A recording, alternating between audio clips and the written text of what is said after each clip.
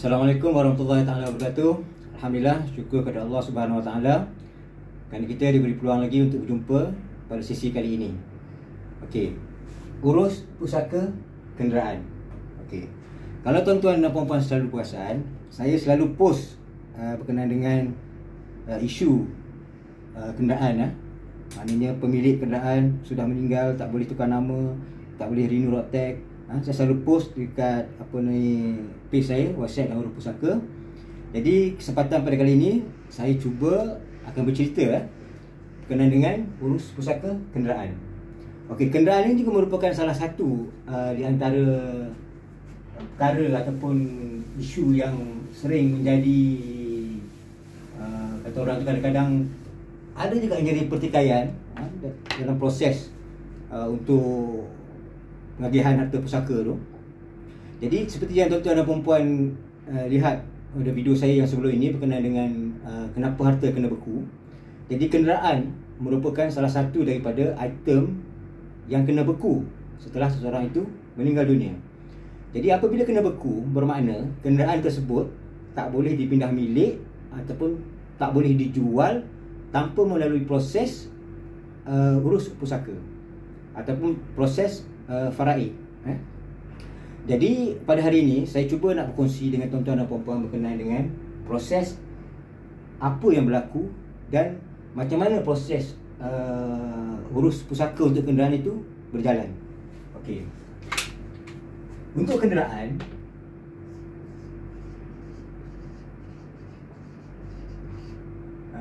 contoh selalunya yang menjadi isu ialah kereta ataupun motosikal. Okey. Untuk urusan urus pusaka kenderaan, kereta atau motosikal, selalunya proses itu akan dibuat di amanah raya. Di amanah raya. Okey. Ataupun di pejabat tanah.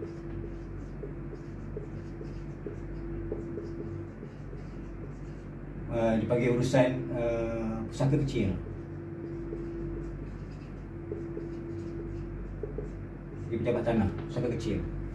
Okey, di amanah raya dia akan menguruskan harta pusaka untuk kategori harta alih sahaja. Tetapi dalam jumlah tidak melebihi 600,000. Okey, amanah raya hanya akan membuat pengurusan harta pusaka bagi kategori harta alih sahaja, tapi tidak melebihi 600,000. Jadi kenderaan ini termasuk dalam kategori harta alih. Okey, di pejabat tanah pula, sekiranya jumlah pengurusan untuk harta itu melebihi daripada 600,000, jadi urusan itu perlu dilakukan di pejabat tanah melalui pusaka kecil. Pejabat tanah pula limit dia tak lebih daripada 2 juta. Okey, ini asas dia, pengurusan dia. Okey. Bermakna untuk jika tak melebihi 600,000, proses dibuat di amanah raya. So apa yang berlaku ialah bila proses pengurusan harta pusaka ataupun kenderaan ini dibuat di mana-mana agensi ni, antara amanah raya ataupun pejabat tanah, barulah akan dapat surat kuasa. Surat kuasa untuk mentadbir kenderaan tersebut. Maksudnya di sini, okey, contoh kalau urusan berlaku di amanah raya. Okey, proses dia sama lah. Proses dia sama, maksudnya waris kena hadir. Jadi maklumat waris pun kena tahu, sama ada si arwah ataupun pemilik kenderaan itu ialah dia punya struktur faraid dia, struktur waris dia.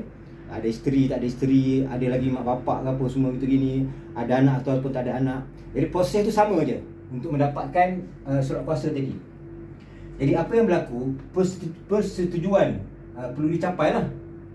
Contoh katakanlah kereta, si pemilik kereta, katakanlah waris dia, contoh ada ayah arwah, ada isteri, ada anak-anak arwah. Jadi apabila waris tadi bersepakat dan bersetuju, katakanlah nak bagi kereta ni contoh kepada isteri tadi. So maksudnya ayah Dan anak-anak tu dia perlu menandatangani satu surat lah, satu surat proses proses untuk apa pindah milik tu. Jadi surat tu apabila disetujui, maksudnya surat kuasa tu akan diberi kepada nama pewaris tadi lah. Akan beri atas nama pewaris tadi. Contoh, semua ahli keluarga lain tu menolak kenderaan itu dan diberikan kepada isteri. Maknanya surat kuasa itu akan diberikan ke atas nama isteri tadi. So bila apa yang berlaku, barulah boleh pergi ke JPJ untuk tukar nama. Nampak? Ini proses yang akan berlaku. Maksudnya semua ahli keluarga tadi, semua ahli keluarga tadi, bapa arwah ataupun anak-anak arwah tu bersetuju semua nak bagi pada isteri tadi. So barulah satu surat akan dikeluarkan, surat kuasa dikeluarkan ke atas nama isteri tadi. Barulah proses untuk tukar nama tu perlu dilakukan di JPJ. Maknanya daripada nama arwah tadi akan tukar kepada nama isteri tadi. Ini proses yang akan berlaku. Jadi maksud dia perlu ada persetujuan untuk melantik siapa yang nak jadi boleh diterima sebagai pemegang amanah yang untuk mendapatkan surat kuasa untuk ditukarkan nama daripada arwah tadi kepada nama penama yang baru. Ini proses yang berlaku. Jadi apabila proses ini berlaku, barulah kenderaan itu boleh menjadi milik kepada isteri tadi.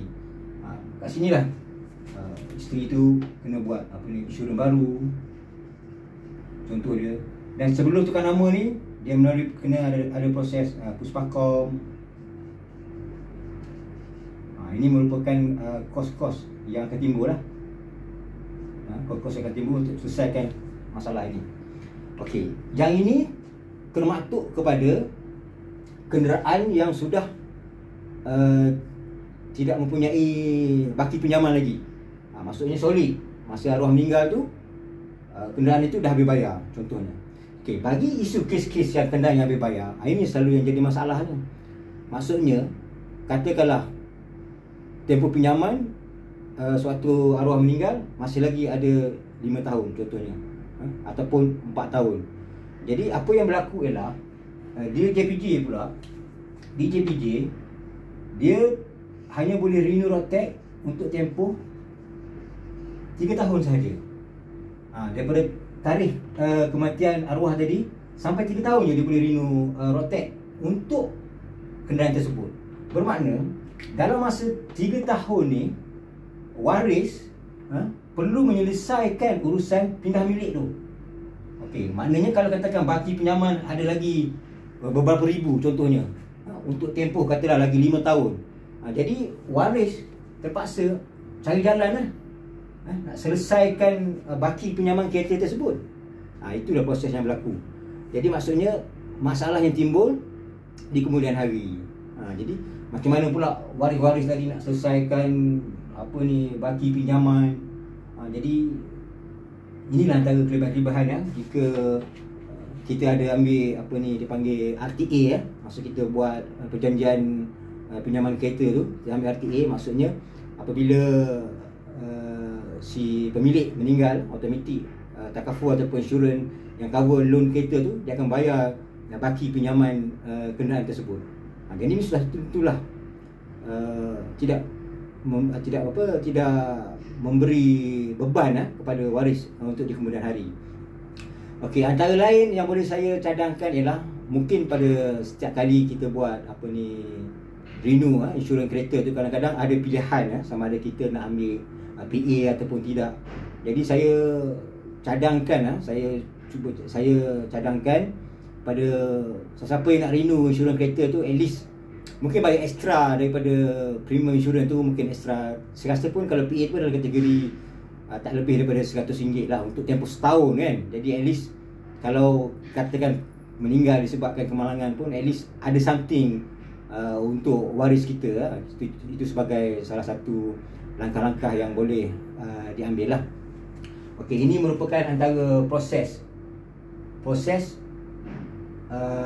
apa yang berlaku dan apa yang berlaku untuk nak selesaikan urusan apa nama ni, pindah milik ataupun tukar nama daripada arwah tu kepada pewaris.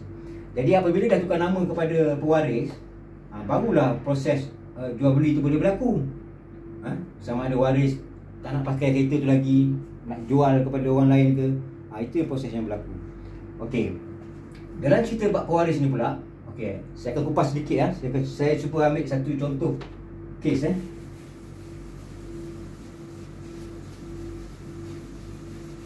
apa yang berlaku ya. Kadang-kadang proses tu jadi mudah, kadang-kadang jadi perkara yang sebaliknya ya, seperti mana yang selalu saya ceritakan setiap individu tu dia akan mempunyai struktur faraid yang berbeza ada yang ada waris, ada yang tak ada waris. Okey, kita ambil contoh sebiji kereta bolehlah ni dapat A++. Okey, sebiji kereta, contoh sebiji kereta atas nama, katalah atas nama suami. Okey, katalah dalam kes ni kita ambil contoh waris yang ada ataupun waris yang ada yang tinggal setelah suami meninggal dunia. Okey, kita ambil contoh ada lagi ayah dia, ayah si suami contoh dan isteri.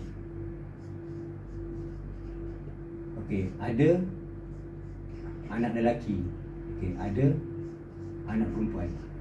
Okey, dalam senario ni kita ambil contoh kedua-dua anak ni dah melebihi 18 tahun lah. Senang cerita Okey, ketika suami meninggal, waris yang ada ialah ayah, isteri, anak lelaki dan anak perempuan. Ini bermakna ayah, isteri, anak lelaki, anak perempuan, dia ada hak ke atas kenderaan ini. Dia ada hak ke atas kenderaan ini. So maksudnya masing-masing ada bahagian faraid lah ke atas kereta ni. Okey, jadi macam saya cerita tadi, di urusan di amanah raya ataupun pejabat tanah untuk urusan besar kecil tu, maksudnya daripada 4 waris yang tinggal ni bersetuju melantik isteri sebagai pemilik ataupun tolaklah bahagian ni semua ni kepada isteri. Jadi dia akan ada satu borang, maksudnya borang penolakan hak dia panggil Maksudnya ayah tadi pun tolak hak, maksudnya dia tak nak hak faraid di atas kenderaan ini, anak lelaki bersama, anak perempuan bersama. Jadi isteri dia bersetuju untuk menerima kenderaan ini. Okey, ini adalah senario yang berlaku. Maksudnya keempat-empat ni masih ada. Okey, saya cuba nak ceritakan senario sekiranya, okey, ambil contohlah, kadang-kadang ini selalu berlaku lah dalam masyarakat. Dia proses tu kadang-kadang di-delay tau. Dia-delay, ambil masa. Biar dululah. Sebab banyak sangat isu-isu emosi contoh kan. Biar dululah, arwah baru je pergi, takkan nak sibuk-sibuk dah nak pasal harta dia apa semua gitu gini. Sama juga macam urus harta pusaka lain kubur merah lagi, buat apa kita nak bincang pasal harta ni apa semua gitu gini. Okey, jika senario itu berlaku, contoh setelah suami meninggal, okey, proses ni tak berjalan lagi. Proses ni tak berjalan lagi. Takdirkan senario dia, ayah kepada si arwah ni pun meninggal. Nampak? Maksudnya ayah kepada arwah ni meninggal selepas arwah meninggal dunia. Okey, senario dia. Ini selalu berlaku. Selalu berlaku. Proses belum selesai lagi, tiba-tiba ayah kepada si arwah tu meninggal dunia. Okey, dalam kes ini, okey, proses tu berjalan macam yang saya cerita tadi lah, di amanah raya ataupun di pejabat besar kecil tu. Tapi perkara yang lebih kita nak cakap apa kita boleh katakan sulit lah. Perkara yang lebih sulit akan timbul. Okey, isu dia macam mana? Okey, contoh dia, masa buat urusan ni tadi, masa buat urusan di pejabat tanah, contohnya di amanah raya. Okey, masa buat urusan di amanah raya tadi, katakanlah fee yang dikenakan, ambil contoh 5%. 5%. Okey. Kita andaikanlah harga nilai kereta ni kita andaikan 30,000. Harga semasa 30,000. So, katakanlah kalau charge amanah raya tadi 5%, maksudnya 1,500.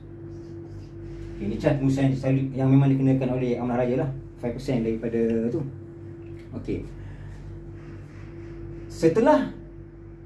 Sebelum keluar surat kuasa, okey, sebelum keluar surat kuasa, okey, ayah dah meninggal kan? Ayah dah meninggal lah. Mana senario dia, ayah meninggal masa proses ni nak berjalan. Okey. Apa yang berlaku ialah, okey, waris dia terpaksa bayar. Okey, ini memang kena bayar lah. Yang 1,500 tadi memang kena bayar lah charge ni. Okey, dia kena bayar lagi. Okey, dia kena bayar lagi sebanyak RM4,999.99. Nampak? Apa ni? Okey, yang ini dia panggil, kalau istilah amanah raya guna, dia panggil bayaran cucuran. Istilah ini kena pakai lah, bayaran cucuran.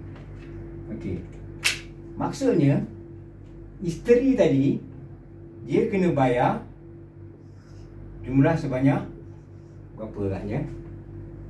Okey, jumlah sebanyak RM6,499.99. Nampak? Nampak? Isteri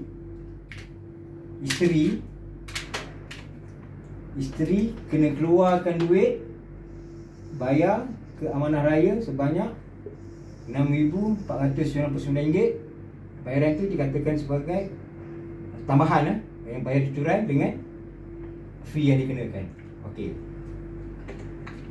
Maksudnya RM4,999.99 merupakan nilai yang patut ayah dia dapat. Kalau ikut pada faraid, pembagian faraid, ayah dia layak terima 12/72 bahagian. Maksudnya 12/72 bahagian daripada nilai kereta tadi 30,000. So atas arwah ayah tadi, dia layak terima RM4,999.99. Jadi yang campur dengan cas tadi 649999. Okey, nilai inilah yang akan dibayar oleh, ataupun terpaksa dibayar oleh isteri kepada amanah raya, contoh. Kepada amanah raya.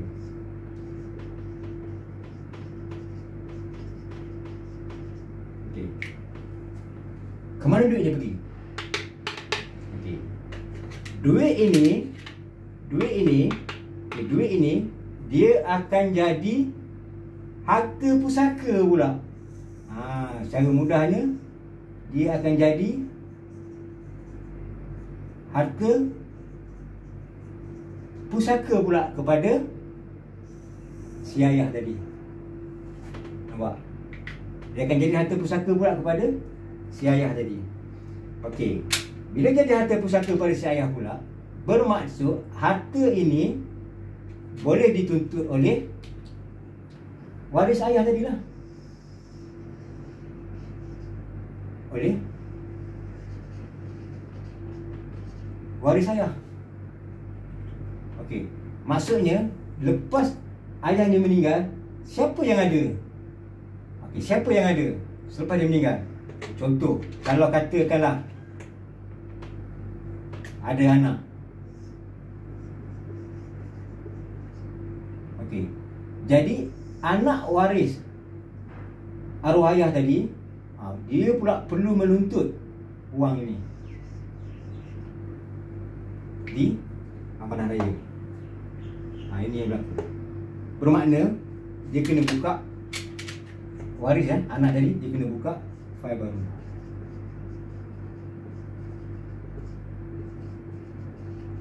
Untuk claim duit ni. Nampak tuan-tuan dan puan-puan. Ini yang proses yang berlaku. Jadi itu sebabnya kadang-kadang dia panggil satu kat sini, dia panggil isu dia kematian berlapis. Maknanya lepas suami ataupun anak yang meninggal, ayah dia pula meninggal. Sebelum proses ni selesai, saya pula meninggal. Jadi inilah yang berlaku. Inilah sebenarnya yang berlaku. Nampak? Inilah sebenarnya yang berlaku. Satu benda yang memang tak boleh kita elak daripada sudut teknikal dia, inilah yang berlaku. Nampak? Kos. Jadi yalah, bukan mudah bukan mudah nak selesai satu masalah tu. Tambah-tambah lagi dengan beban yang sebenarnya kita tinggalkan untuk waris kita. Memang kita bekerja siang malam, kumpul harta, buat harta untuk waris yang kita tinggalkan, terutama untuk isteri dan anak-anak kita. Tapi dalam masa sama sebenarnya kita tak merancang satu benda yang kita fikir untuk protect pula sekiranya berlaku senario-senario yang macam ni. Nampak? Jadi di kesempatan ini jugalah saya ambil peluang untuk menasihati ataupun untuk lebih kepada memberi kata orang tu apa, memberi galakan kepada tuan-tuan dan puan-puan untuk membuat satu perancangan kewangan yang lengkap lah. Pertama sekali kita nampak senario kat sini, isu kewangan. Belum cerita lagi duit dalam akaun bank ada ke tak ada tu. Tu belum masuk lagi bab ada simpanan ke tak ada simpanan, ada duit PF. Jadi pentingnya untuk kita merancang kewangan ni, pertama sekali jika ada peluang ataupun buat perancangan yang elok, ambillah satu polisi takaful ataupun insurans, sekurang-kurangnya okeylah untuk benefit dia kemudian hari lah. Contoh macam yang saya cerita kat sini lah. Belum cerita lagi sama ada kereta ni masih lagi ada pinjaman loan ataupun tidak. Kalau dah habis pinjaman loan tu, mungkin kos dia tu kurang lah. Tapi kalau ada pinjaman loan, maksudnya beban akan datang kemudian hari lah. Jadi nasihat saya satu lagi, kalau nak beli kereta baru sekarang ni, mestilah, kalau boleh mesti cuba attach sekali dengan RTA tu.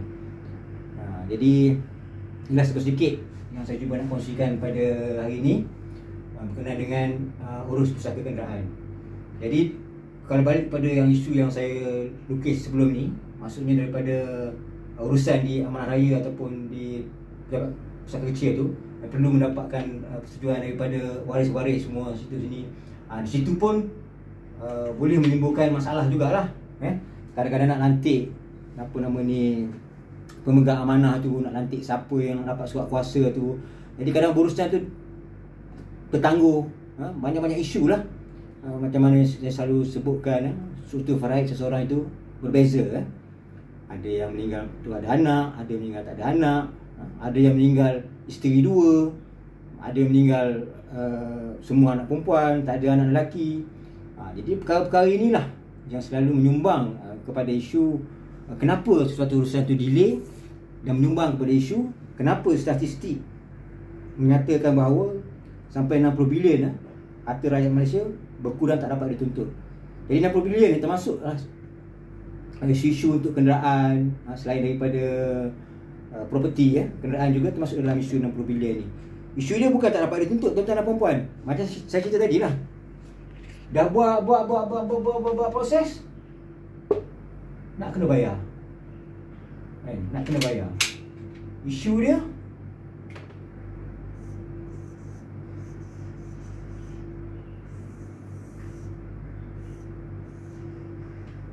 nampak. So apa yang berlaku?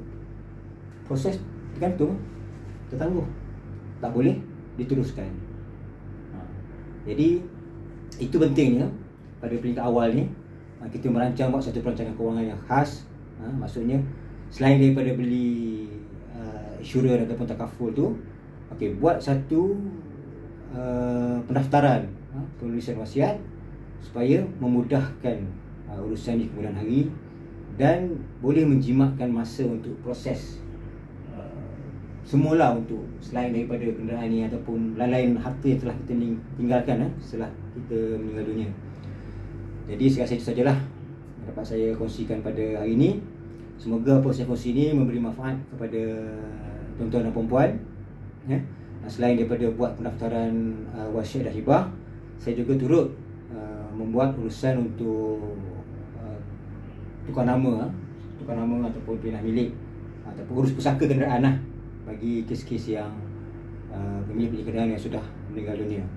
Jadi untuk urusan tersebut boleh PM saya ataupun WhatsApp saya, nombor yang tertera dekat sini, ataupun tengok ataupun lawat wasiat dan urus pusaka page saya dekat Facebook. Di sana saya pun ada share beberapa video lagi berkenaan dengan perkara-perkara isu lain seperti hibah amanah, kenapa harta kena beku, beza antara hibah mutlak dengan hibah amanah. Jadi saya rasa itu saja untuk hari ini. Sekian, terima kasih.